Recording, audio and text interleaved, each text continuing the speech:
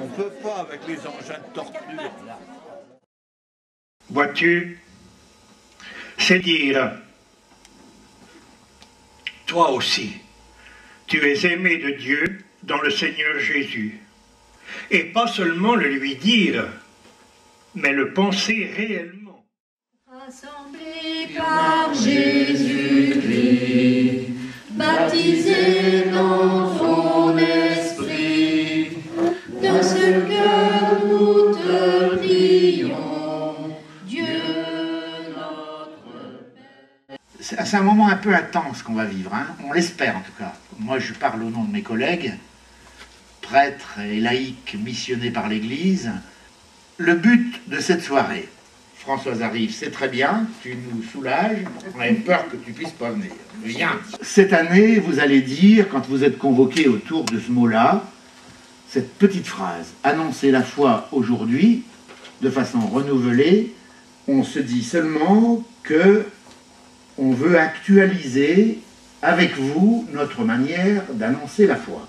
On a des orientations qu'on veut affiner ce soir avec vous tous et qu'on voudrait travailler avec vous tous tout au long de cette année 2010. Annoncer la foi. On se dit annoncer la foi, c'est forcément accueillir les gens comme ils sont. C'est tenir compte de quoi ils ont besoin. C'est leur faire aimer le Christ. C'est partager leur vie, leur faire partager la nôtre. C'est cheminer avec eux, c'est les rendre heureux. C'est témoigner de ce qu'on croit par nos manières d'être. C'est annoncer en parole et en acte aussi ce qu'on croit. C'est s'adapter aujourd'hui. C'est vivre des changements nécessaires. On est convaincu qu'aucun groupe, aucun mouvement n'est l'Église à lui tout seul.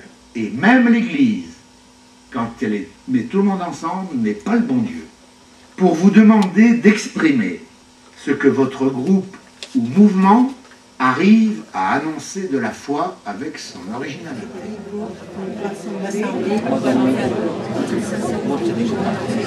Je présente qui est à ma droite. Elle s'appelle Françoise Pro.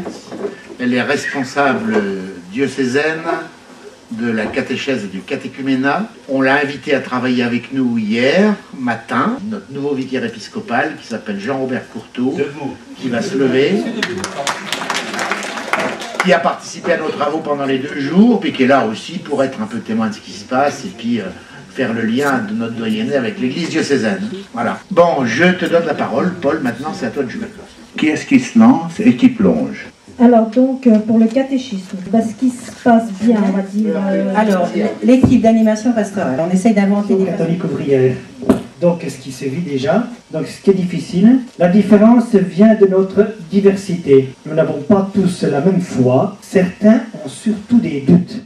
L'évangile, savoir dépasser les a priori. Je trouve que c'est un outil génial que les évêques de France voudraient mettre en œuvre.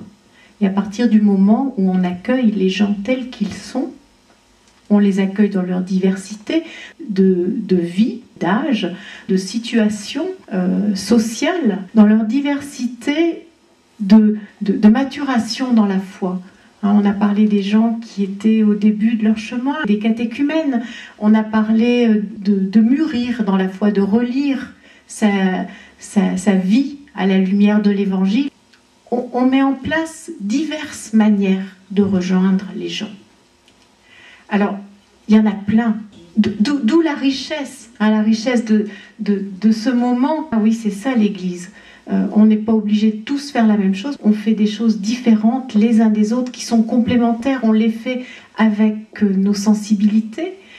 Ceux qui sont super bien organisés et puis ceux qui disent la catéchèse, annoncer la foi, c'est pas réservé aux enfants de 8 à 12 ans. On annonce la foi aux enfants, et vous l'avez bien dit, aux enfants avec leur famille.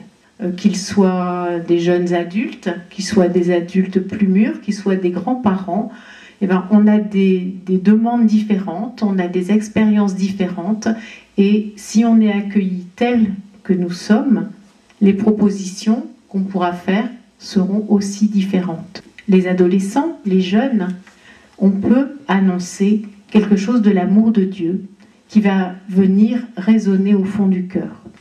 L'Église de France et les évêques disent aux personnes qui sont à l'accueil, disent aux personnes qui font partie des équipes de préparation au baptême ou préparation au mariage, que c'est un moment tout à fait privilégié pour ou découvrir la foi ou approfondir la foi. Comme pour la catéchèse tout à l'heure. Ce sont des personnes qui font un pas vers l'Église et qui viennent demander quelque chose, qui viennent demander peut-être tout simplement. On sait que la liturgie, et pas seulement l'Eucharistie du dimanche, c'est un moment de proposer la foi, d'annoncer la foi aujourd'hui. Et puis, il y a des gens qui viennent, à qui on essaye de témoigner par notre vie. Quelquefois, on peut aller jusqu'à des paroles. C'est plutôt, tout compte fait, un pas vers.